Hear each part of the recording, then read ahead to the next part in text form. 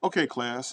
Today we're going to be talking about our primary editing tool and software for class. We're going to start preparing to record an interview or record a commercial or whatever we want to do. As we're working on that, we're going to be doing the editing, the recording and editing, and finishing in a piece of software called Audacity. Audacity is free. It works on both Mac, Windows, and Linux. Not that many people use Linux, but it's available there as well. And it's easy to use and easy to install. You want to go to, if you don't have Audacity, you want to go to www.audacityteam.org. And you want to click on download, which, as you can see, is right here. Pick the platform and install it. And go with it. And to that end, what I've decided to do for you is, in fact, include a quick tutorial made by my good friend, Casual Savage, who does a 20-minute introduction on using Audacity from installation to recording your voice. So I want you to watch that portion of this video, and then I'll be providing you with an assignment. So that will satisfy as today's lecture. Watch, obviously, this. You've been watching this, and you will go on to watch the remaining portion of this video, which is his introduction to it. All right? And we will, there'll be assignments, so continue to check Blackboard for the next assignment that will be based on using Audacity. Okay? Thank you. What's going on, guys? Casual Savage here, and in this video I'm going to be showing you how to use Audacity. Now, for those that don't know, Audacity in brief is a free software which allows you to record your voice. It's available on Windows, Mac and Linux. Now currently I am on their website, and I will put a link to it in the description. All you need to do is select download Audacity, and of course it will begin to install. Now this is what Audacity looks like. There has been a few changes since the last time I made a tutorial on this, and I will be going over them in the video. Now the first thing I'm going to be covering is the user interface, so you know what you're actually looking at on the screen. So we're going to start over on the top right here, and first thing we've got is the playback level and also the microphone levels. Now the microphone levels, if you haven't already changed them in the sound settings, then I do recommend adjusting them through here. And the playback levels, if you're not going to adjust the volume from the speaker settings at the bottom, then by all means you can change it from here. Now on the side of them is the microphone level and of course the playback level as well. Now we'll be showing you them later on in the video, how they work and what they will look like. Now moving on down here, we've got the playback speed, so you can choose if you want it to be playing quicker or of course if you want it to be playing slower. Now just above here is where we've got some tools, which of course we're going to get onto later on in the video. However, just to go over it very quickly, we've got a selection tool, we've got the envelope tool, which will help you adjust the volume throughout your recordings. We've got a draw tool, again this will make more sense later on. We've got the magnifying tool so you can zoom in, then we've got the time shift tool, and the final thing we've got here is the multi-tool. Now moving over again to the side, which are going to be one of your best friends in this program, you've got the record button, you've got the skip to the end, skip to the start buttons, stop, play, and of course pause. Now just a quick tip for you, if you are going to be recording, let's say you've pressed record, and then you need to pause it for whatever reason, let's say Amazon Prime is at your door, you need to pause the recording, simply press the pause button, then the recording won't actually stop, it will literally pause dead on, then when you come back, press the record button again and it will take off right where you were from. And again, that'll make more sense later on in the video, but that's just a tip to remember. Now underneath, this is more of the editing side here, so we've got like the cut, copy and paste, then we've got the trim and the silence selection tools, and the undo, redo tools, and of course magnifying glasses again. Now just underneath that, this is where we will be setting up your microphone and of course the playback settings. So you can pick which one is going to be for your microphone, the way you find out. If your microphone doesn't appear, well then it won't work for it. So just take a look through and see where you see your microphone. Now I'm currently editing the video and I was recording a voiceover for this actual video, and I also ran into another issue where my microphone didn't get picked up. Now the reason this happened is because I already had Audacity opened and then I plugged in my microphone and my microphone didn't show up. So I closed Audacity, reopened it, and then my microphone appeared. So you can also try that as well. As simple as it may sound, it works for me. So my microphone is under Windows WSAPI. Then of course from here you select your microphone. So my microphone is here. Mine is only a 1 mono, and that'll make more sense later on in the video. Most of yours may possibly be 2, I think, because mine is an XLR microphone. It is a 1. I'm not gonna be held accountable for that, but it'll make more sense and you'll realize what microphone you actually have when I show you the recording in a bit. The next icon is the speaker icon, so this is going to be the playback device, and this is currently set to my microphone, which I don't want. Of course, I want it to be set to the speakers, and that is the LG screen. Now, final few things on the screen. So heading over to the bottom, we've got the project rate settings. To be honest, 44,100 has always worked for me. You can go up to 48. To be honest, that is the max I would go to. Unless you're going to be doing a podcast, then you can go a bit higher if necessary. However, to be honest, I've used this same settings for at least 6 years, never had any issues. You can also add a snap to if you want to, that is completely optional. To be honest, I've never used it. And then you've got the audio position, start and end selections. So this will help later on in the video once you've actually recorded something. So right now I'm going to record something, and I'll also show you the feature I mentioned earlier where you can pause in case Amazon Prime come. So let's start recording. So we're going to be recording, and as you can see, it's very quiet. Now I'm quite glad these errors are popping up within the video, because I've actually experienced these errors in the past whilst using Audacity. Now what's happened here, if we X out of that, my microphone levels has dropped at the top right. So if you remember that, just be aware of that. Now to be honest, I keep mine probably just at 0.86. Now this is where you need to play around with your own microphone settings, because of course you can use it here. So I'm now monitoring my audio. 0.86 is perfect because the way I'm talking isn't going into the reds. So now I can press record in 3, 2, 1. So we're now recording using Audacity, and this is just a test. Oh, Amazon's at the door. So there you go, you can see I've pressed pause. When I come back, I've now picked up my parcel. I'm going to press unpause again, and now we are back. Amazon has gone. And then of course once you're happy with everything, just press stop. Simple as that. You've now recorded something, and of course you got the audio waves going up and down throughout the entire track.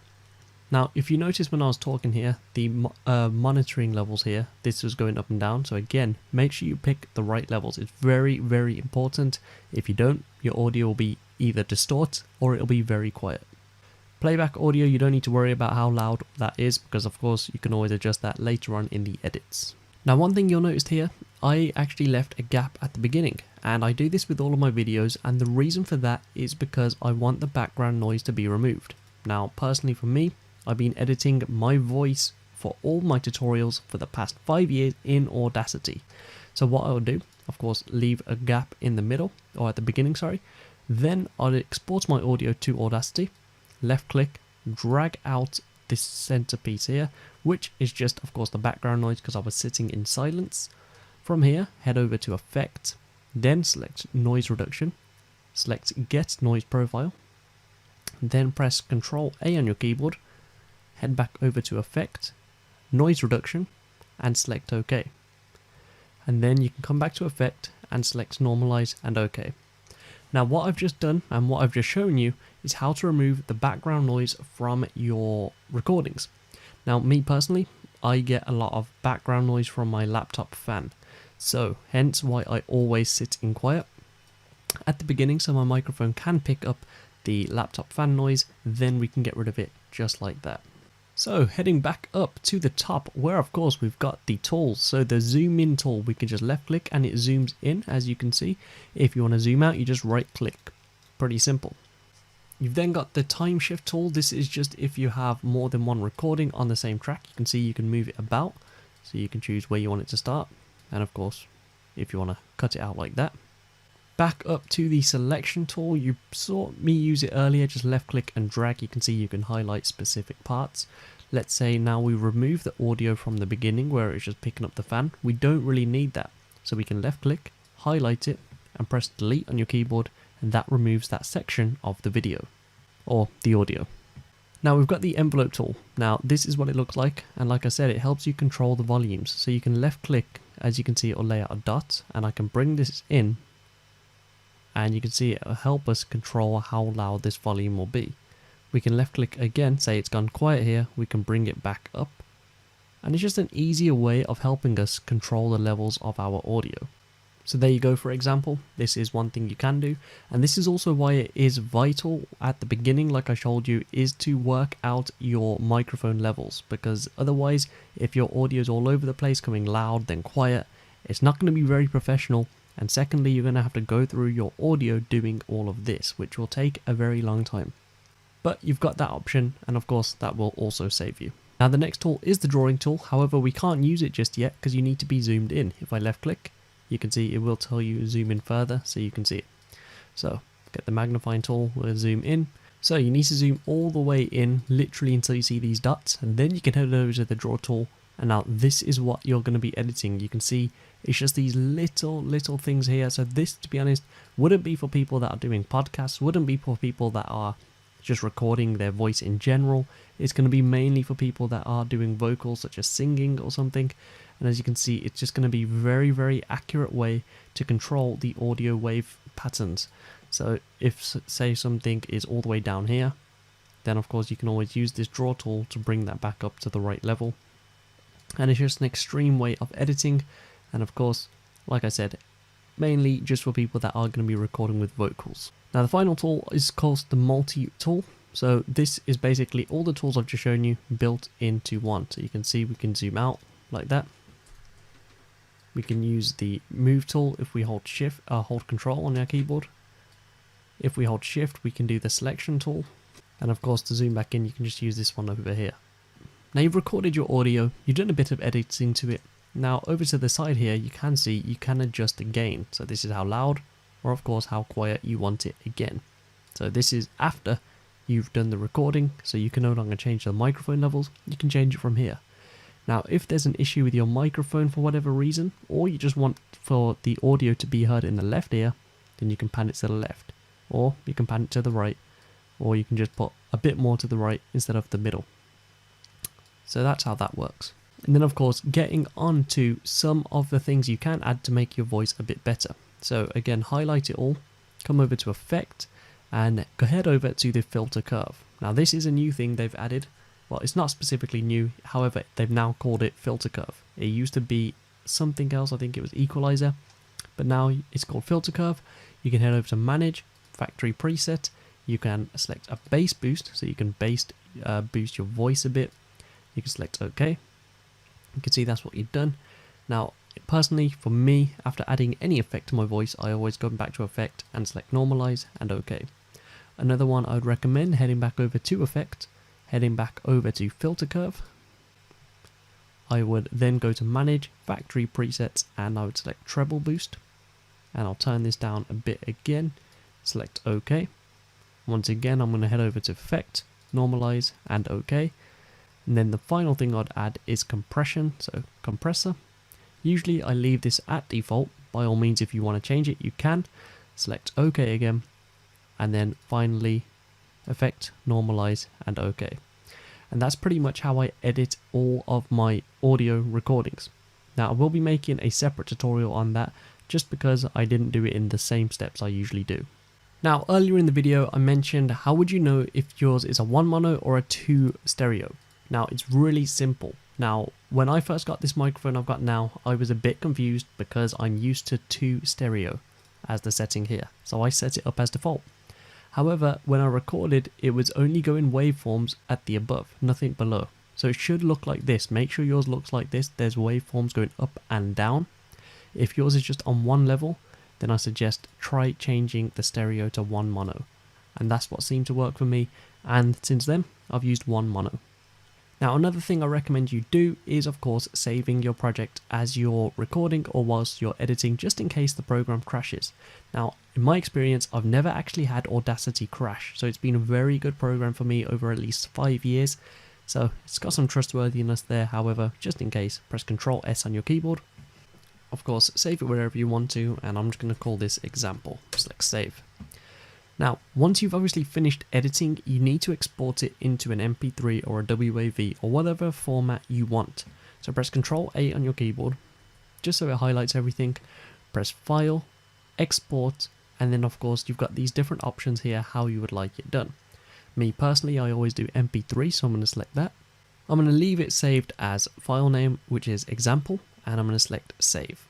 After that, you're going to get this coming up. So of course, if you have recorded vocals, you can fill this in. To be honest, I never put anything in, and I'm going to select OK. Now just like that, it's already exported. Now depending on the length of the track, it may vary how long it actually takes. So here we go, you can see it's saved here. It's 139 kilobytes, and straight away it is saved right here as an MP3 format as well, like we wanted. Now that is everything within Audacity. That is how you use it. Like I said, I will be making another video very soon how to actually make your voice sound better in Audacity. I've been showing this for many years, however I always change it every now and then just because I tweak a little feature and I find it works better. So that video will be coming soon, so keep an eye out for that. Now if there is anything you need help on, be sure to leave it in the comments, or of course just ask me on my social media and I'll try my best to assist you. As always, if you're looking for a specific tutorial on this program or any other software, let me know in the comments again or social media, and I'll try and get that video done for you as soon as I can.